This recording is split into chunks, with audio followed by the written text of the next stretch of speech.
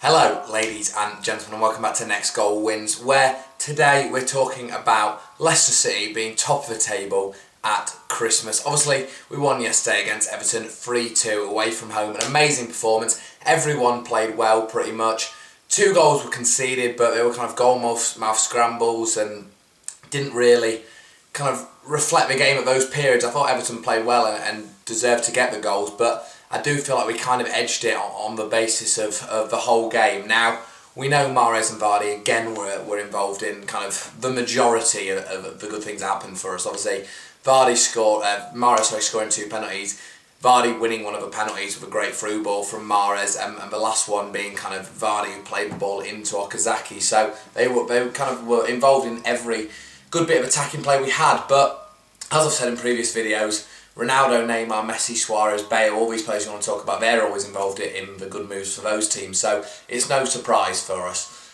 Everton did play well. The game then kind of went... the first 5-10 minutes we looked pretty comfortable. I thought we did quite well, and then Everton really grew into it until about the 25th minute, when we got the goal in the 25th minute, the first one. Throwing down the left, Fuchs' long throws, first time they've really shown any kind of real effect for us. He throws it, Vardy wins the flick on, flicks it on into the path of Okazaki. Okazaki gets in behind the Everton defender, he pulls him down, clear penalty, referee gives the penalty. Mahrez then steps up to it, feints in the run-up, places it to Tim Howard's right.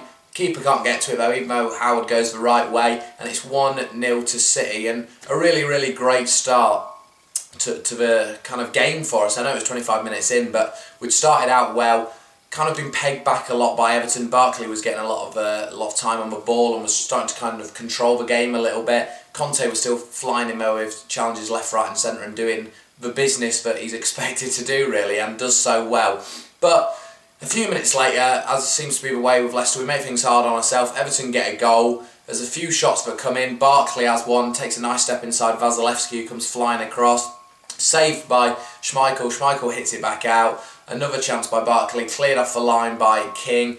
Heads it away, falls straight to Lukaku's foot, and Lukaku puts it in. He's now scored 7 Premier League games in a row, so obviously looking for Vardy's record of 11, but if we finish top of the league and he breaks Vardy's record, I won't care. The slightest bit, we still saw it happen, it was still the record when it happened. I'm not sure if he will do it, but if he does, then, you know, that's the case. If he does, then he does. We can't stop that. Next thing that happened in the game, really, was our next goal. I mean, Mahrez, this is in the second half now, Mahrez finds a lovely bit of space thanks to Conte down the right hand side. Conte makes a lovely little run down the right. Okazaki makes a run in behind down the right looking for an overlap.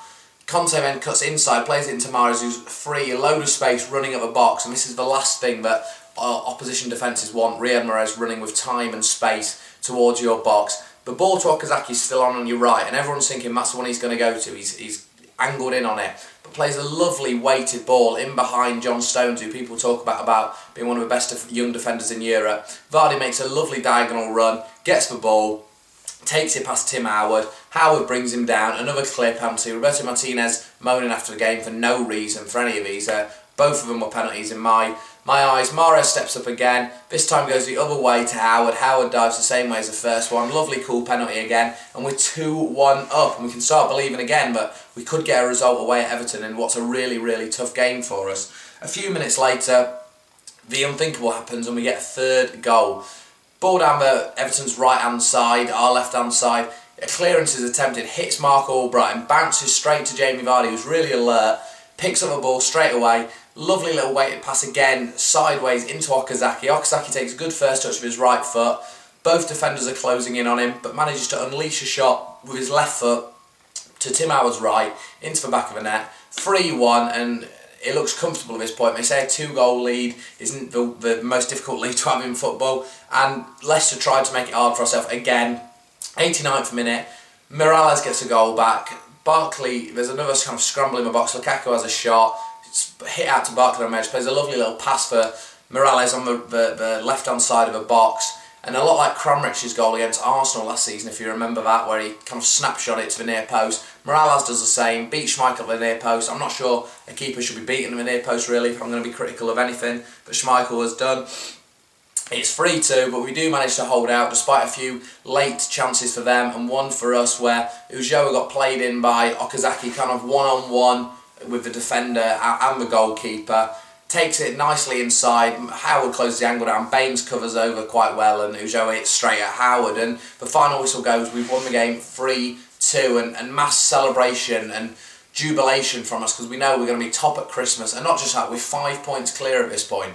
If the next game's a draw tomorrow, Arsenal against Manchester City, we'll be 4 points clear, which means even if we lose the next game against Liverpool away, and as that's happening now, they're losing to Watford as I'm recording this, but you know, anything could happen. We could be top still even if we lose. Man City could still drop points, Arsenal could still drop points, we could still have a 3-point lead come New Year's Day, and that would be something absolutely brilliant. This was the period that everyone talks about being a real strain for us, this festive period, and every challenge we've had to hurdle, we've leaped over it so far. We've jumped over every hurdle that's been in our way, and because we've not just cleared it, we've exceeded expectation on them all. Everton, every week the pundits still think Leicester are going to drop points now, it's got to happen soon, and it hasn't happened yet. And it's a wonderful, wonderful time. I'm sure a lot of you will have heard about Man ringing in 5 Live yesterday for Robbie Savage, got very emotional, and fair play to him. I mean, I got emotional as the full-time whistle went yesterday, purely because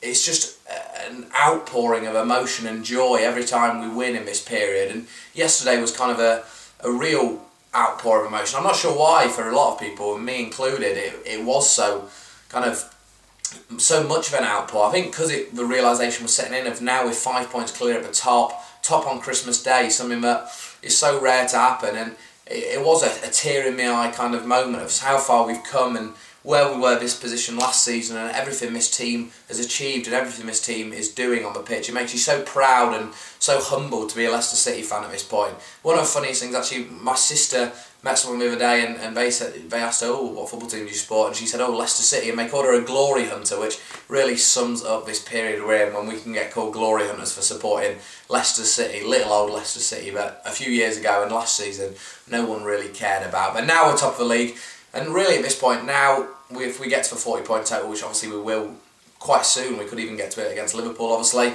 then we do have to start thinking now seriously about top 6, top 4.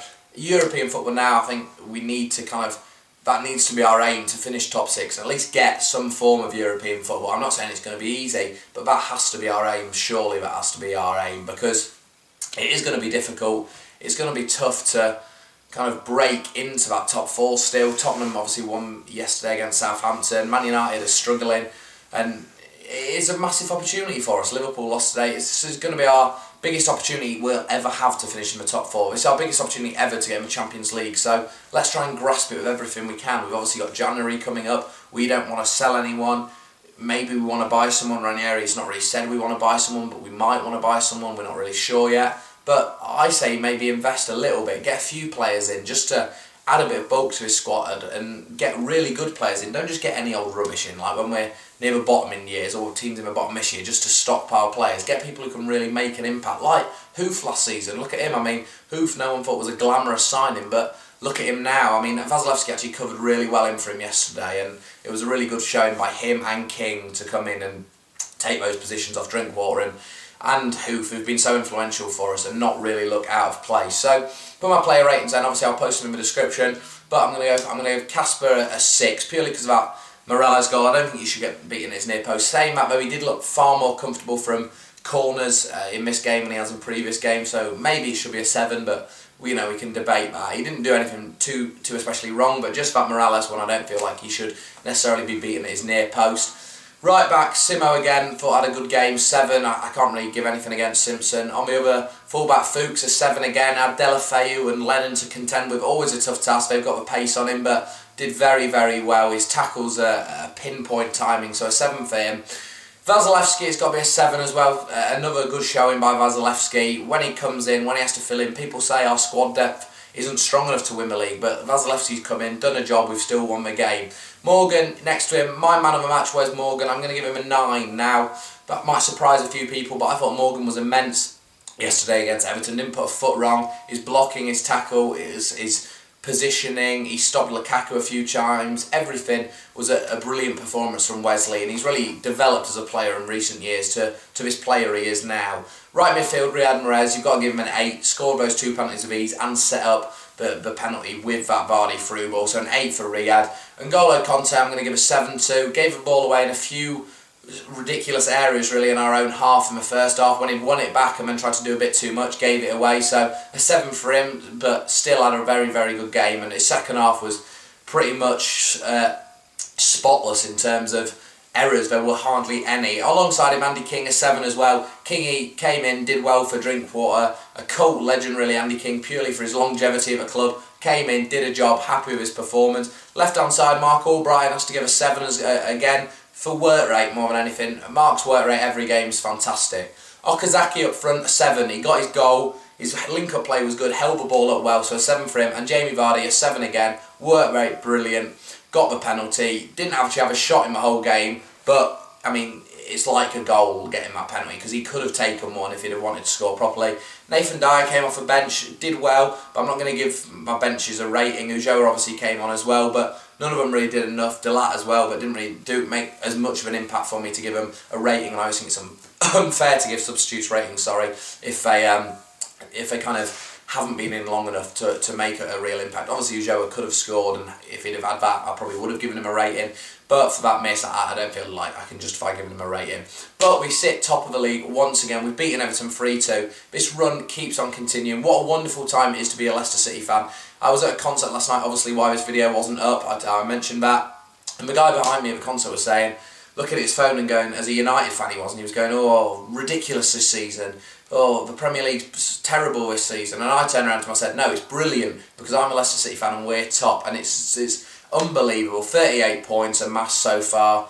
Who would have dreamt it at the start of the season? I'm sure none of you out there would have envisaged such a showing up till Christmas. It's wonderful, it's magical, it's every kind of word you want to use to talk about this magical run and spell that we're on as a football club, as a team, as a city, as everything we are, as fans. So please leave your comments below, let me know what you thought of the game. Please like the video as always and subscribe. I will see you in the next one. Come on you Fox.